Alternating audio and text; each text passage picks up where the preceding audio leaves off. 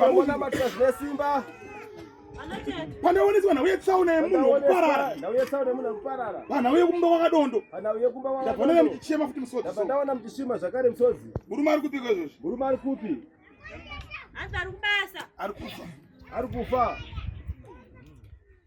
muzvinzwa ari kufa netsaona munhu ari kufa netsaona munhu iyeye saka muendero kuti mweya rutsanangura chiti aimi zvinazvo kuti nauye level yemari so yakasungwa mchana nauye level yemari yasunungura zviratideka muchasunungurwa bosi muda mari nokuti muri kuda mari asichasunungura asinyaya kuprofita ndiye kuti murume wenyu kana mati murume wenyu ana mati ari ndaona mwatanza ari kuonererwa muchamani achiti ari kuonererwa mukati memushawa kwake izvo zvaungane ari kuonererwa hanzi akupikwa ari kuonererwa saka nauye kuonererwa iyo ndiye ari kufira auye kuonererwa ndoye achafira saka ndiri kukumbira kuti zvikwanisika ndoda kuti mungotsvaga zai wani netsono tsono zvatinoita iyewo zeyo ndiona pakati apo kana aona mukadzi uye anoona pakati apo kana aona mukadzi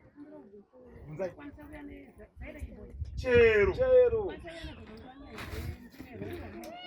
chero chero Iripo. Aina kugara pana paini.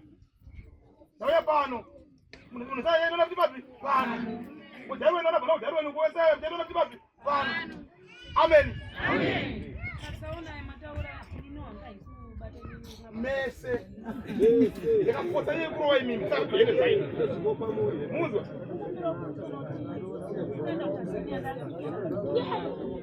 Zamai.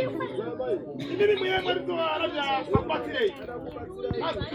Chuma kaitwa mina matu kongolero. Achipeka. Tu. Kuna chimwe chishuwa changa makaiti mimi. Mara kaita mari ere. Yose ita zvinhu zvakati mucheche mwana. Azviri zvamunokwanisa kuzviita semachikisa. Ita zvichadzikiswa zvinhu zvipi? Izvozvo. Tichiyani? Yamwana.